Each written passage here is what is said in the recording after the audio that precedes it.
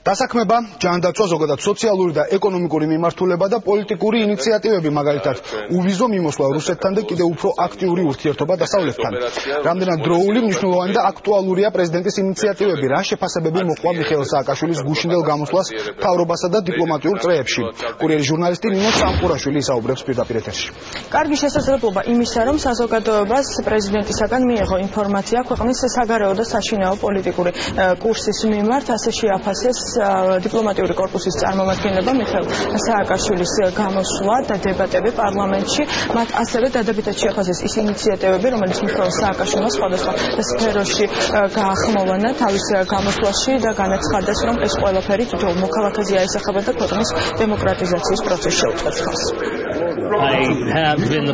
გასული 2 წლის განმავლობაშიც მქონდა დებატებზე დასწრების პატივი, აქ ბევრი ემოცია, რაც აისახება საზოგადოებაში იმ ინფორმაციის გავრცელებაზე, რომელიც მოახლოებული არჩევნების წელიწადში საქართველოს მთავარ გამოწვევებს უკავშირდება. ეს იყო ამ ქვეყნის მოქალაქეებისთვის კარგი შესაძლებლობა, რომ მთავრობისაგან და ოპოზიციის ზოგიერთი წევრისაგან მოესმინა მთავარი გამოწვევები და გაეცნო ის გზები, რითაც ამ გამოწვევებს უნდა უპასუხონ. ჩემი აზრით, ასეთი საჯარო დებატების ჩატარება ძალიან მნიშვნელოვანია არჩევნების წელს. ძალიან საინტერესო პოლიტიკური გამოსვლა იყო. ის პოლიტიკური მოვლენების და პროექტების მიმოხილვას წარმოადგენდა. იმედი მაქვს, ყველა პროექტი განხორციელდება და საქართველოს არაჩვეულებრივი ევროპული და ევროატლანტიკური მომავალი ექნება.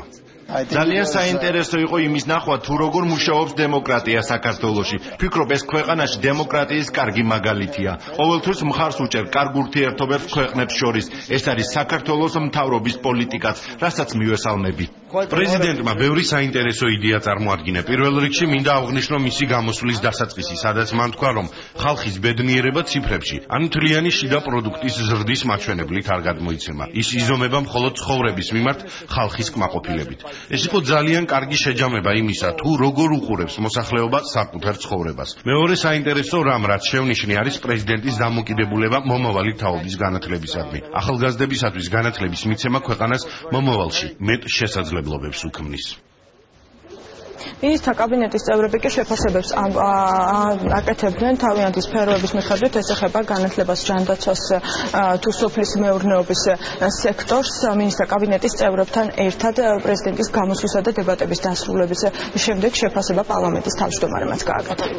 დებატებზე ყველა პოლიტიკურმა ძალამ ძალიან კარგად გამოავლინა თავისი თავი და საკუთარი ღირებულებები, ვინ რაზეა და ვინ რა ღირებულებებით არსებობს ქართულ პოლიტიკაში.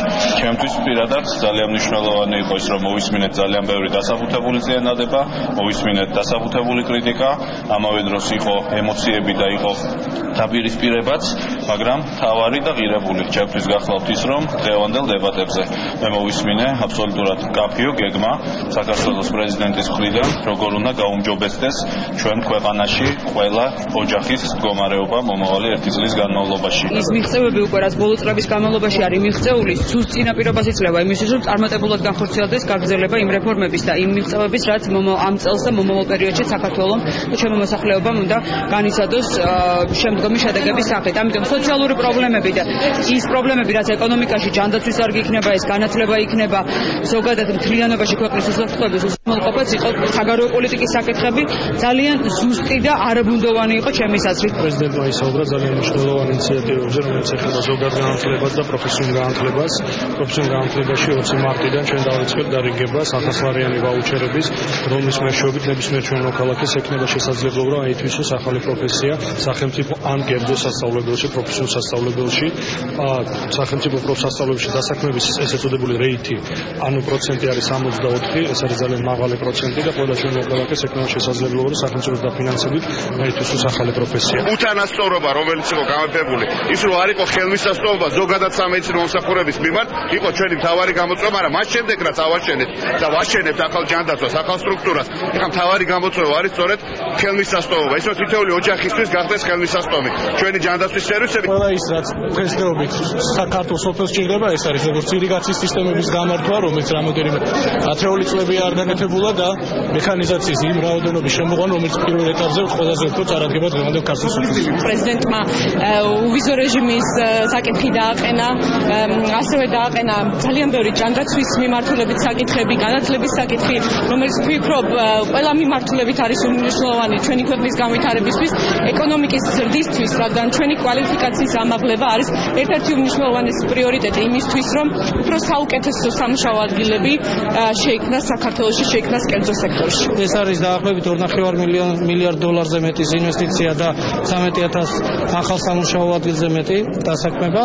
შესაბამისად ჰიდროელექტროსადგურები ეტაპობრივად შევა ექსპლუატაციაში და უმთავრესად ეს არის ისევ და ისევ გაზდილი მოხმარების, ქვეყნის გაზდილი მოხმარების დაბალანსება იმისთვის, რომ ჩვენ აღარ დავბრუნდეთ იმ წარსულში, სადაც ვიყავით. მინისტრთა კაბინეტის წევრები აცხადებდნენ, რომ მნიშვნელოვანი არის, რომ ყველა ის ინიციატივა, რომელიც პრეზიდენტის მხრიდან გაჟღერდა, მისი განხორციელება რაც შეიძლება დროულად დაიწყოს. ეს იყო ნინო სამყურაშვილი, მადლობთ ნინო. ნატოს ჩიკაგოს სამიტზე